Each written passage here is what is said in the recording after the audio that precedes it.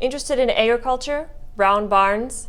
Ever wonder how a former National Register site, Round Barn, ended up inside a museum? If so, stay tuned to the Cokato Museum's third installment of Behind Exhibit Ropes, featuring the Titrud Round Barn. My name is Johanna Ellison, Cokato Museum Director, and I will be your guide.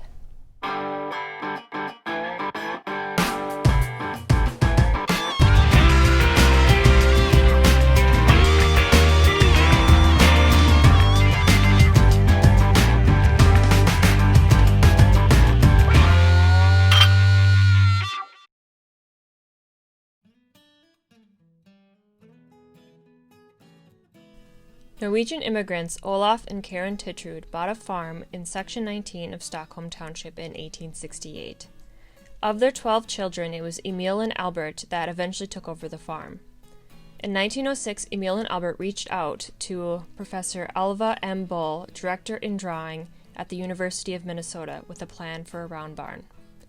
In 1908, Martin Karlstedt of Dassel began constructing the barn for the Titrud family, using granite from Kingston for the foundation and pre-cut lumber that was brought in by rail. The completed barn had a circumference of 200 feet and was 57 feet tall. A silo 18 feet in diameter and 32 feet high was located in the center of the barn. The barn was divided into 3 departments, one for cows, one for horses, and one for young stock. There was room for 18 cows that stood in stanchions around the silo. The barn was used for milking until 1973. In 1979, the barn was placed on the National Register of Historic Places. In 1975, the Titrud farm received Century Farm designation. The barn aged gracefully for 84 years until June 16, 1992, when a tornado demolished Cokato and Stockholm Township, including the round barn. Afterwards, descendant Lee Titrud used elements of the original barn to construct the current round barn exhibit in the Cokato Museum.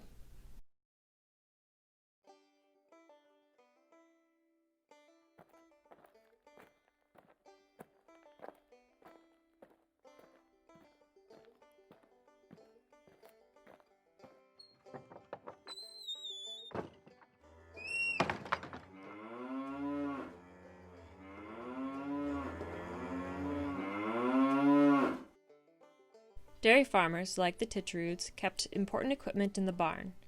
Some equipment helped take care of the cattle, and others were used as part of the process to get milk ready to be taken to the creamery. This hay carrier, for example, ran on a circular track and made unloading hay from the wagon more efficient. The hayloft was 16 feet above the foundation and could hold over 100 tons of hay. Another piece of equipment that helped farmers take care of the animals was the manure carrier, which was used daily, as initially the barn held 18 cows and 11 horses. In time, when horses were no longer used for farming, the horses were sold and more stanchions were added so the barn could hold a total of 36 cows. Originally, the stanchions in the Titrud barn were Wise and Kuhlman, but in 1911, Emil and Albert's brother Carl Titrud invented and patented his own stanchion design that would better prevent cows from escaping. When a cow was milked, the milk pail was weighed on a scale, then dumped into a bowl of the cream separator. The handle was turned rapidly, creating a centrifugal force that separated the lighter cream from the heavier skim milk. The skim milk was driven through the large spout, while the cream through the smaller one. Once the cream was separated, it underwent the Babcock milk test, which determined the fat content in the milk. After the test, the cream was poured into the cream cans. For generations, Titruds have delivered cream in the number 60 can. The Titruds made frequent trips to the Stockholm Creamery, which was 2 miles away, delivering the cream so it could be made into butter and then sent off into the world.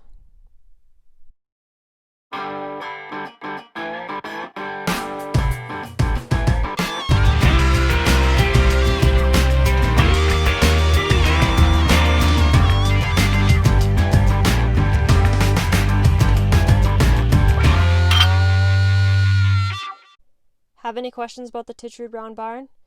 Please leave your questions in the comments section below. Remember to subscribe to our channel.